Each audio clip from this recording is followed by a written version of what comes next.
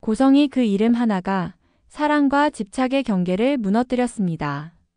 지은호가 경찰서에서 DNA 결과 통보를 받고 나왔을 때였습니다.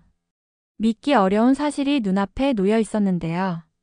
그동안 따뜻하게 품어주던 이사장 고성이가 친어머니일 수도 있다는 가능성이 문서 한 장으로 현실이 되었던 겁니다.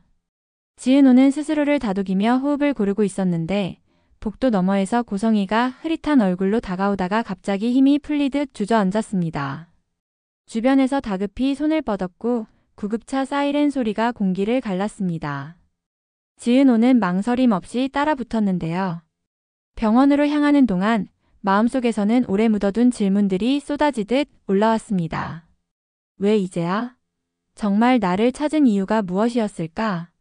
같은 시간 박성재는 낯선 조짐을 느끼고 있었습니다. 의부서머니인 고성이가 경찰서와 병원을 오간다는 단서를 잡았는데요. 그 정보의 출처는 박성재의 이복 동생 박영라였습니다. 영라는 최근 들어 조금씩 자신만의 리듬을 되찾고 있었는데요. 화실에서 그림을 그리며 지환과 자전거를 타고 만화방에서 오래 앉아 웃기도 하면서요.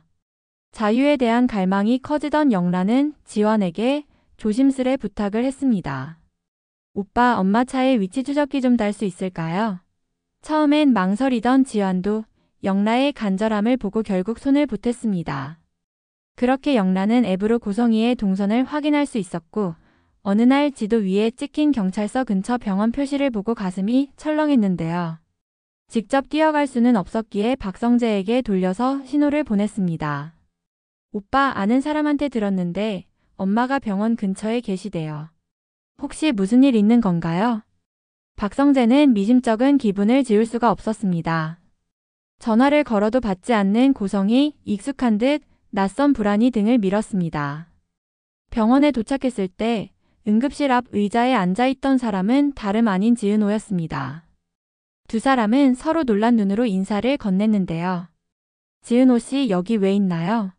방금 경찰서에서 연락을 받았는데요. 저를 낳아준 어머니일 수도 있다고. 말끝이 떨릴 때 의사가 등장했습니다. 저혈당 쇼크로 보입니다. 당분간 안정이 필요하고요.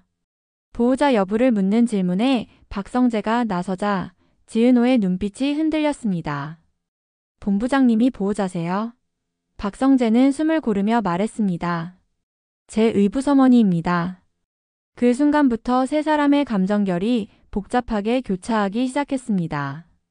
지은호는 따뜻했던 고성이의 미소를 떠올리며 스스로를 설득해보려 했는데요. 사람의 마음이 하루아침에 연기로만 채워질 수 있을까? 동시에 의심도 자라났습니다. 최근 고성이가 건강검진을 이유로 피검사를 권했었고 스스럼 없이 병원 동행을 주선했었거든요. 그때는 배려라고 생각했는데요. 지금 돌아보니 어딘가 감춰진 목적이 있었던 것 같았습니다. 박성재는 그날 밤 집으로 돌아와 침묵 속에서 과거 장면들을 뒤집어 보았습니다. 소년 시절의 외로움, 완벽을 강요하듯 미묘하게 아들을 밀어붙이던 고성이의 태도, 그리고 지난 몇 달간 더 조심스러워진 그녀의 발걸음까지요. 의붓 동생 박영라가 전해준 동선 기록도 다시 살폈습니다. 집 회사 갤러리, 그리고 알 수 없는 외곽의 별장 주소. 박성재는 그 좌표를 손에 쥔 채 다음날 아침 지은호를 찾아갔습니다. 함께 가서 확인해 봅시다. 혼자 짊어질 일이 아닌 것 같습니다. 차는 도시를 벗어나 고요한 길을 오래 달렸습니다. 눕다란 담장과 묵직한 문이 나온 곳에서 내리자 낯선 정적이 두 사람을 감싸 안았습니다. 문은 잠겨 있지 않았는데요. 마치 누군가 일부러 열어둔 것처럼요. 2층 방의 불빛이 어른거렸고 침대에 누워있는 한 청년의 얼굴이 보였습니다. 한우진. 고성이의 전 혼인 관계에서 태어난 아들로 알려진 그 이름이 실제의 얼굴로 다가왔습니다. 창백한 피부, 말라붙은 입술, 팔에 꽂힌 링거. 지은호는 숨을 들이키며 이름을 불렀습니다. 우진아. 한우진은 처연하게 웃으며 고개를 돌렸습니다. 여길 어떻게? 박성재가 조용히 말했습니다. 확인해야 할 일들이 많습니다. 한우진은 한참을 망설이다가 병의 이름을 꺼냈습니다. 간경화 말기. 이 시기 아니면 시간은 잔인하게 짧다는 의사의 말. 그리고 기증자를 찾고 있다는 고성희의 의지. 그 말이 울림처럼 퍼지는 순간 지은호의 등줄기를 식은땀이 타고 내려갔습니다. 최근 고성희가 자신에게 병원 동행을 제안했던 일, 피를 뽑고도 대수롭지 않게 웃었던 표정, 건강은 가족이 먼저 챙겨야지라며 건넨 손길까지요. 마음속에서 부정이 솟구쳤지만 직감은 이미 결론을 가리키고 있었습니다. 박성재는 감정이 요동치는 것을 꾹 눌렀습니다. 확인 없이 단정할 수는 없겠지만 이대로 둘 수는 없겠네요. 그가 한숨처럼 내뱉은 말은 사실상 결심에 가까웠습니다. 그날 밤 박성재는 아버지 박진석에게 모든 정황을 전했습니다. 박진석은 묵직한 침묵으로 아들의 말을 들었는데요. 그는 평생을 기업의 질서로 살아온 사람이었습니다. 질병이든 약점이든 눈앞에서 정리하고 가야 안정을 찾는 성향이 강했는데요. 그 앞에서 가족이라는 단어가 조금씩 다른 의미로 자라나고 있었습니다. 확실히 해야겠구나. 사실이라면 덮을 일이 아니지. 이튿날 고성희는 집으로 돌아와 방에 앉아 있었습니다. 창문 밖으로 햇빛이 미지근하게 내려앉는 평온한 오후였는데요. 문이 열리며 박진석과 박성재가 들어왔습니다. 고성희는 눈치로 분위기를 먼저 읽었습니다.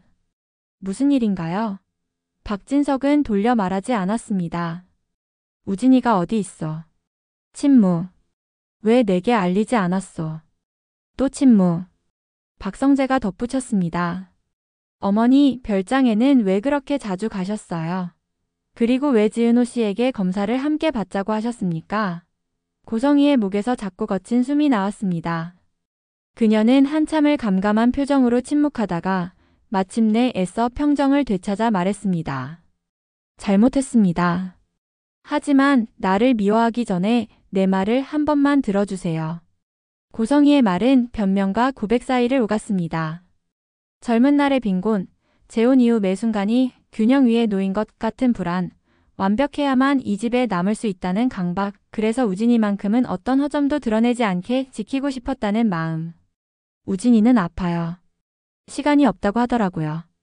그래서 마지막 문장 앞에서 고성희는 말을 잇지 못했습니다. 박진석은 손가락 관절을 꼭 쥐고 있었습니다. 그러면 안 되는 줄 알았소. 알면서도 밀어붙였소? 고성희는 고개를 떨고 왔습니다. 한 번만 살려내고 싶었습니다. 그 방에서 흐른 침묵은 오래 지속되었는데요. 미묘하게 다른 각도의 진실들이 테이블 위에 내려앉은 채 누구도 쉽게 손을 못 대는 공기가 있었습니다. 그때 박성재가 조용하게 말을 이었습니다. 지금부터라도 바로잡아야 합니다. 진실을 덮는 방식으로는 아무도 안전하지 않습니다. 그리고 박성재는 잠깐 숨을 고르고 아버지를 보았습니다. 아버지, 지은호 씨를 보호해야 합니다. 그분은 우리 문제를 해결하기 위한 도구가 아니에요. 누군가의 인생을 흉내내며 채워 넣을 수 있는 장기, 그런 식으로 부르는 대상이 아니잖아요. 박진석은 서서히 고개를 끄덕였습니다. 그의 눈빛이 단호해졌는데요. 당장 별장부터 정리하자. 우진이는 정식 병원으로 옮기고 최선의 치료를 받게 하자. 성희, 더 이상 숨기지 마시오. 고성희는 눈을 감았다 떴습니다. 네. 그 한마디 속에 여러 층의 감정이 겹쳐 있었는데요. 자책, 두려움, 체념, 그리고 아주 미세한 안도까지요. 이 모든 소용돌이 한가운데에서 지은호의 마음은 이미 균열을 통과하고 있었습니다. 친엄마일 수도 있는 사람에게서 느꼈던 온기와 그 온기 뒤에 숨어있던 의도를 동시에 붙들고 서 있으려니 손이 저릿저릿해졌는데요. 사람은 단 하나의 표정으로만 설명되지 않는다는 말을 어른들께 들은 적이 있었습니다. 그런데 막상 자신이 그 표정의 향연속 중심에 서보니 어떤 표정을 믿어야 할지 모르겠더라고요. 그래도 한 가지는 분명했습니다. 지은호는 누군가의 결정을 위한 부품이 아니었습니다. 그녀의 선택은 그녀의 것이어야 했습니다. 그날 저녁 지은호는 조용한 카페에서 이지혁을 만났습니다. 이지혁은 말수가 적은 편이었는데요. 진심을 꺼낼 때는 누구보다 명확했습니다. 말해도 돼요. 듣기만 하겠습니다. 지은호는 조금 웃었습니다. 지역 선배 이상하죠. 웃음이 나요. 울어야 할 것 같은데. 그렇게 한동안 지은호는 어제와 오늘을, 경찰서 복도와 응급실 냄새를, 별장에 누워있던 한우진의 창백함을, 그리고 고성희의 떨린 목소리를 이야기했습니다. 이 지역은 중간에 끼어들지 않았습니다. 다만 끝에 가서 담백하게 한 문장만 얹었습니다. 남이 내 마음을 대신 정리해줄 수 없는데요. 그래도 선택의 순간에 혼자라고 느끼지 않게 곁을 지킬 수는 있습니다. 그 말은 과장되지 않았지만 오래 남는 온도였습니다.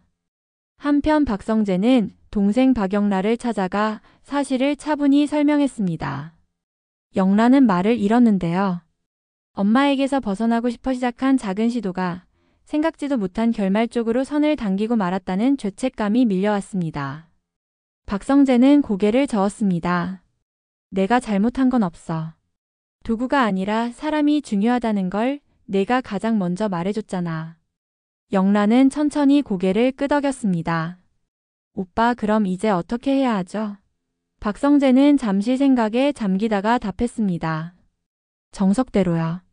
법과 의료의 절차, 가족 간의 합의, 그리고 무엇보다 당사자의 의사. 그 순서를 지켜야 합니다. 다음 며칠은 정신없이 흘렀습니다. 한우진은 정식으로 병원에 입원했고 전문의 팀이 복합치료 플랜을 다시 짰습니다. 간 이식이 필요하다는 사실은 변하지 않았지만 무리하게 대상을 정하고 몰아붙이는 방식은 전면 철회되었습니다.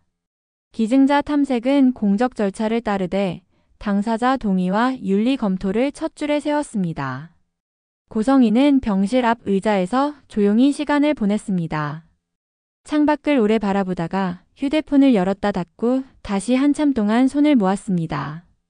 언젠가부터 자신이 믿어온 사랑의 모양이 너무 단단해져 결국 누군가를 아프게 했다는 사실이 늦게야 가슴에 내려앉았거든요. 지은호는 며칠 동안 스스로와 대화를 많이 했습니다. 내가 누구에게서 태어났는지와 내가 누구로 살아갈지는 다른 질문이더라고요. 친모와의 관계가 복원될지 아니면 다른 모양으로 새로 만들어질지는 아직 알 수 없었습니다. 다만 분명한 건 어떤 결정이든 사랑과 책임의 언어로 스스로 선택하겠다는 의지였습니다. 그 과정에서 감정이 변덕처럼 오르내려도 괜찮다고, 사람 마음이 그렇지 않냐고 스스로를 달래며 한 걸음씩 걸었습니다. 그러던 중 한 통의 연락이 새로운 변곡점을 가져왔습니다. 병원 윤리위원회가 간 이식 관련 사전 설명회를 열겠다며 가족과 당사자에게 공지한 겁니다. 박진석은 기업 회의보다 훨씬 무겁고 조심스러운 태도로 그 자리에 앉았습니다. 절차가 사람을 지킨다는 말을 평생 조직에서 써왔지만 오늘만큼 그 문장이 개인의 존엄으로 다가온 적은 없었습니다. 박성재는 곁에서 회의 자료를 정리해 두었습니다. 그는 이제 어른의 방식이 무엇인지 조금 더 알게 된 것 같았는데요. 힘으로 밀어붙이는 게 아니라 약한 쪽의 시간을 기다려주는 일이라는 걸요. 설명회가 끝나갈 즈음 고성희가 조심스럽게 손을 들었습니다. 제가 먼저 사과하고 싶습니다. 제 욕심이, 제 불안이 저를 좁은 길로 몰았습니다. 누구에게도 그런 상처를 주고 싶지 않았는데요. 제가 틀렸습니다. 사람들은 고개를 숙였습니다. 그 사과가 모든 걸 회복시키지는 못하겠지만 최소한 앞으로의 방향을 바꾸는 시작점임은 분명했습니다. 밤이 깊어갈 무렵 지은호는 공원 벤치에 앉아 있었습니다. 바람이 조금 차가웠는데요. 전화를 받은 사람은 박성재였습니다. 잠깐 걸어도 될까요? 두 사람은 아무 말 없이 조용히 걸었습니다. 한참을 걷다가 지은호가 먼저 입을 열었습니다. 지난 며칠 동안 사람을 믿는 일과 의심하는 일이 번갈아 왔어요. 그런데도 결국 제가 붙들고 싶은 건 믿음 쪽이더라고요. 믿을만 해서가 아니라 믿어야 제가 무너지지 않기 때문이랄까요? 박성재는 짧게 답했습니다. 믿음은 선택이죠. 그리고 그 선택은 앞으로 우리가 어떻게 행동하느냐에 달린 문제고요. 그 말에 지은호는 숨을 길게 내쉬었습니다. 이상하게도 마음이 가벼워졌습니다. 그때 박성재의 휴대폰이 진동했습니다. 집에서 온 메시지 하나. 낯선 번호가 남긴 단문이 첨부돼 있었는데요. 당신들이 모르는 사실이 하나 더 있습니다. 별장 서랍 파란 봉투를 확인하세요. 박성재는 발걸음을 멈추고 화면을 오래 들여다봤습니다. 지은호가 물었습니다. 무슨 일이죠? 박성재는 답하지 않고 천천히 휴대폰을 내려다보았습니다. 머릿속에서 잘 정리해두었다고 믿었던 조각들이 또다시 다른 그림을 향해 움직이기 시작했습니다. 파란 봉투. 누가 보냈는지 모를 그 메시지는 모든 결을 한 번 더 뒤집을 가능성을 품고 있었는데요. 여기서부터의 선택은 어쩌면 지금까지의 모든 선택보다 더 많은 용기와 정확함을 필요로 할지도 몰랐습니다. 그리고 그 용기의 무게를 어떻게 나눌지는 아직 아무도 모르는 일이었습니다. 구독과 좋아요로 화려한 날들을 응원합니다.